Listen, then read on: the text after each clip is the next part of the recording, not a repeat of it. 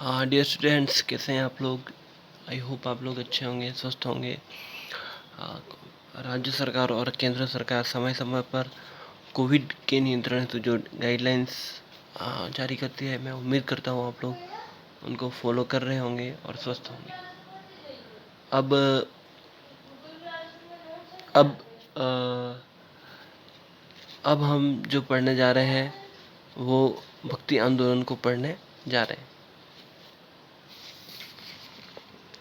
अब मैं आपको बता दूं कि अ, उस समय जब भारत पर लंबे समय तक इस्लामी शासन था, तो भक्ति आंदोलन ने एक नई अलग जगाई थी। और हिंदू समाज के जो हिंदू और मुस्लिम दोनों समाजों के सुधार हेतु एक अलग जगाई थी भक्ति आंदोलन ने। अब भक्ति शब्द का जो सर्वप्रथम उल्लेख है वो श्रीमद् भगवत गीता में है, और भक्ति का जो उल्लेख है वो श्वेताश्वतर उपनिषद में मिलता है। अब जो है वो कुछ इसका आरंभ कैसे हुआ, तो इसका आरंभ जो है मैंने बताया कि श्वेताश्वतर उपनिषद और भगवद गीता के बारे में बताया। भक्ति को मोक्ष प्राप्ति का साधन बताया गया है। अब वैष्णव संप्रदाय की भक्ति जो बाद में काफ़ी हुई, उस पर वैष्णव भक्ति आंदोलन पर की भी 4 शाखाएं थी। पहला रामानुज के समर्थक थे, दूसरा चैतन्य महाप्रभु के समर्थक थे, तीसरा वल्लभाचार्य के समर्थक थे, और चौथे जो थे वो रामानंद के समर्थक थे। तो इस पर भागवत पुराण का भी काफ़ी असर पड़ा था। तो आइए हम भक्ति आंदोलन के प्रमुख संतों के बारे में पढ़ लें। सबसे पहले संत हैं रामानुज, और ये वैष्णव धर्म के अनुयायी थे। इन्होंने विशिष्टाद्वैत का दर्शन दिया था। इन्होंने श्री संप्रदाय की स्थापना की थी। इन्होंने भक्ति को दार्शनिक आधार प्रदान किया था। इनके गुरु थे यादव प्रकाश, और इनसे इन्होंने कांची में वेदांत की शिक्षा प्राप्त की। शैव अनुयायी चोल शासक जो था वो कुलोत्तंग प्रथम था, तो उसके विरोध के कारण रामानुज को श्रीरंगम छोड़ना पड़ा और तिरुपति को केंद्र बनाया उन्होंने। इसके बाद निम्बार्काचार्य का जन्म दक्षिण में हुआ था। ये तेलुगु ब्राह्मण थे। ये रामानुज से प्रभावित थे और रामानुज से समकालीन भी थे। इन्होंने द्वैताद्वैत दर्शन का प्रचलन किया।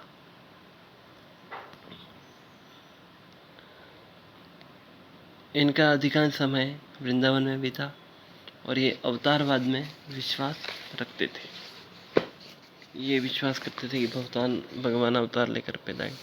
इनको द्वैताद्वैत को भेदाभेद या संप्रदाय भी कहा जाता है।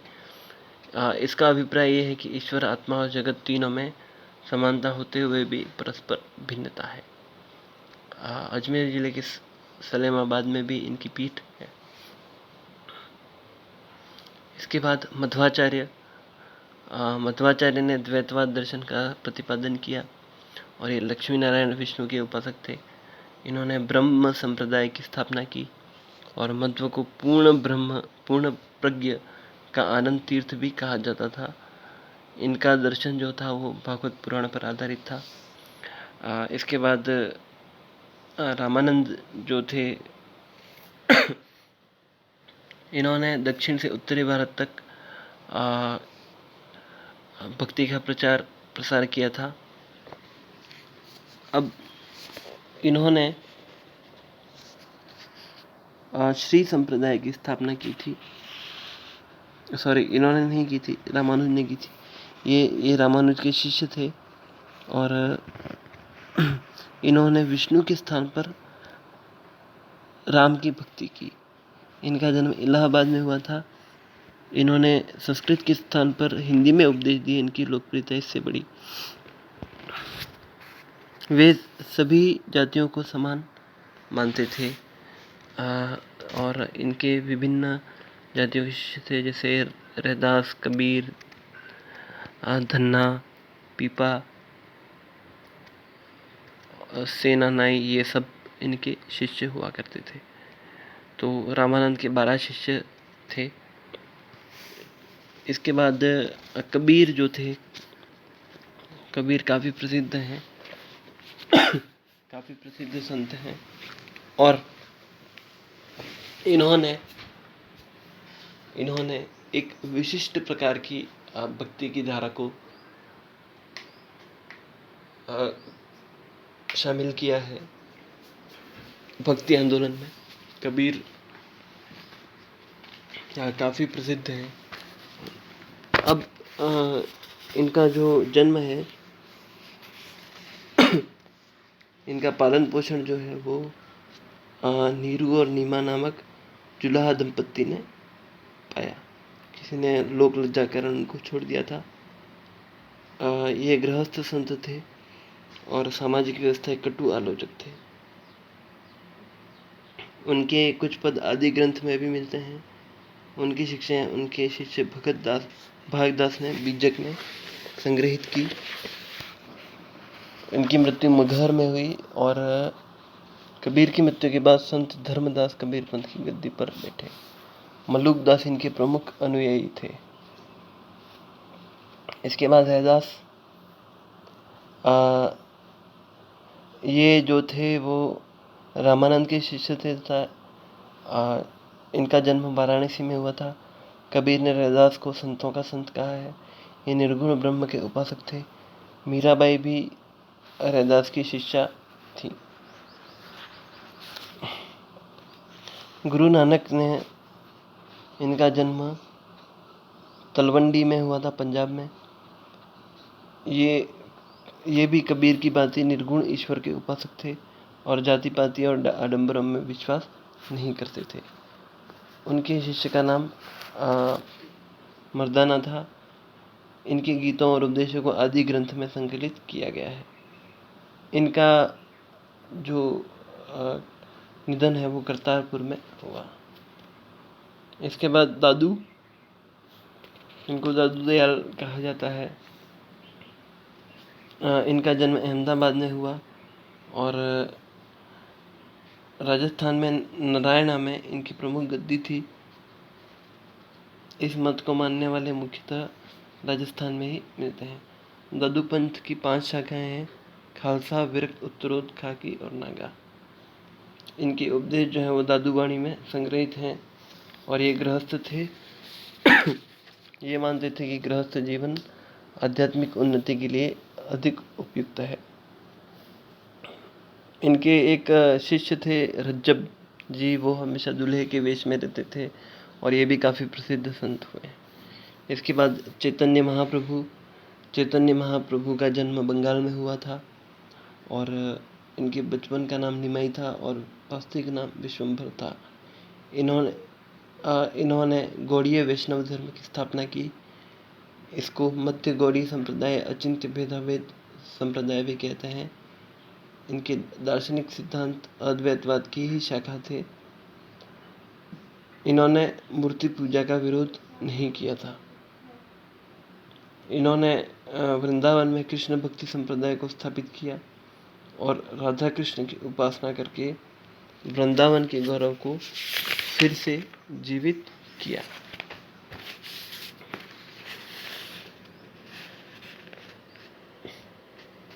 इन्होंने कीर्तन प्रथा को भी काफ़ी प्रसिद्ध किया। वो इसके बाद मीराबाई राजस्थान की संत हैं। इनका जन्म कुड़की में हुआ था। इनके पिता रतन सिंह राठौड़ थे। इनका विवाह सिसोदिया वंश के मेवाड़ के राणा सांगा के पुत्र भोजराज से हुआ, लेकिन मीरा भोजराज की मृत्यु के बाद कृष्ण भक्ति में लीन हो गई तथा कृष्ण को अपना पति माना।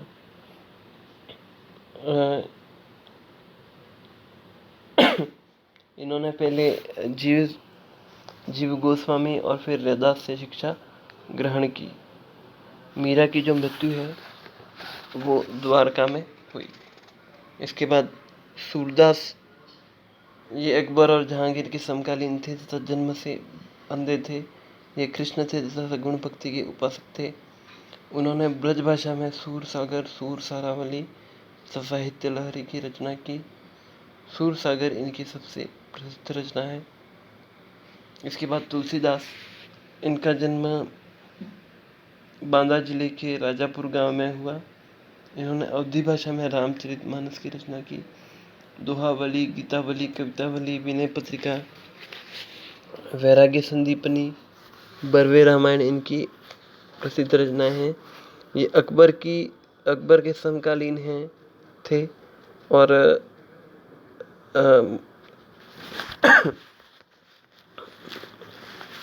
मुगल काल में भक्ति आंदोलन में इनका प्रमुख स्थान था। इसके बाद वल्लभाचार्य, ये तेलंगाना के ब्राह्मण परिवार के थे, लेकिन इनका जन्म वाराणसी में हुआ था। वाराणसी में इन्होंने शिक्षा प्राप्त की थी और इन्होंने सुबोधिनी और सिद्धांत रहस्य नामक धार्मिक ग्रंथ लिखे। उसके बाद विजयनगर में कृष्ण देव राय के समय इन्होंने वैष्णव संप्रदाय की स्थापना की। ये कृष्ण की श्रीनाथ जी की नाम से पूजा करते थे और इन्होंने वृंदावन में श्रीनाथ जी का एक भव्य मंदिर बनवाया, लेकिन औरंगजेब के समय ये सुरक्षा कारणों से श्रीनाथ जी की मूर्ति को उदयपुर पहुंचा दिया गया और नाथद्वारा में ये स्थान प्रसिद्ध हुआ।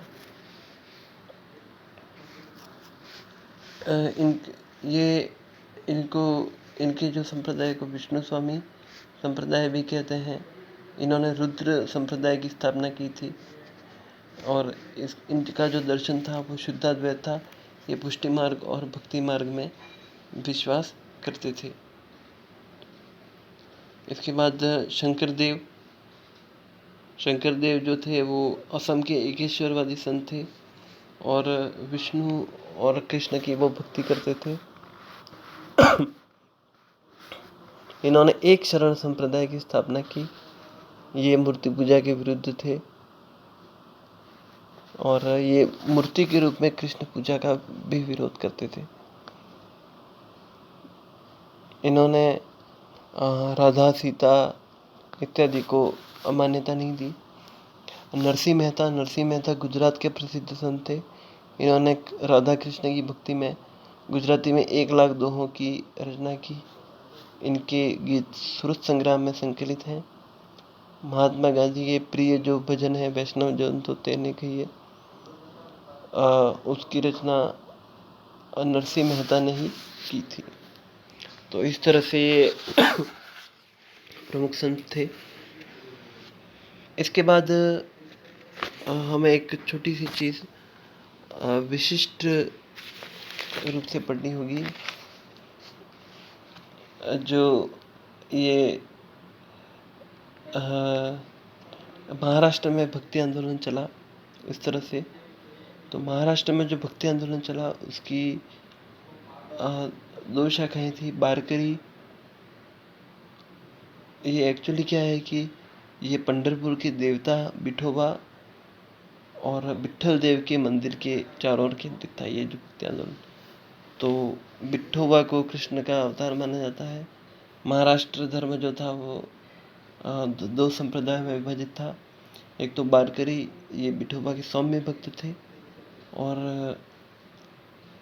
अत्यधिक भावुक और सैद्धांतिक थे, और धरकरी जो थे वो रामदास पंथ के अनुयायी थे। ये अधिक तार्किक और व्यावहारिक थे। दोनों का अंतर थोड़ा सतही था, लेकिन इनका लक्ष्य ईश्वर प्राप्ति ही था। इनके जो प्रमुख संत थे वो थे ज्ञानेश्वर। इन्होंने मराठी भाषा में ज्ञानेश्वरी नामक टीका लिखी भगवद गीता पर। इसके बाद नामदेव, ये दर्जी परिवार में पैदा हुए और इन्होंने बारकरी संप्रदाय की विचारधारा को लोकप्रिय बनाया।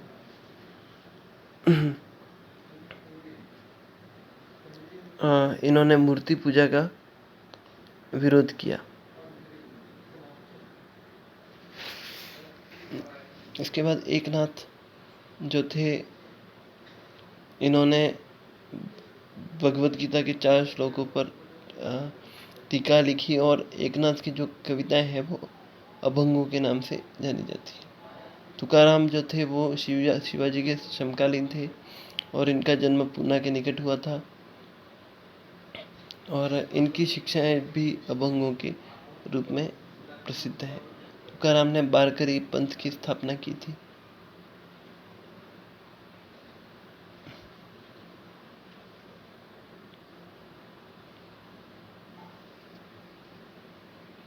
इसके बाद रामदास जो थे वो शिवाजी के आध्यात्मिक गुरु थे और समर्थ गुरु रामदास के नाम से विख्यात हुए और परमार्थ संप्रदाय चलाया।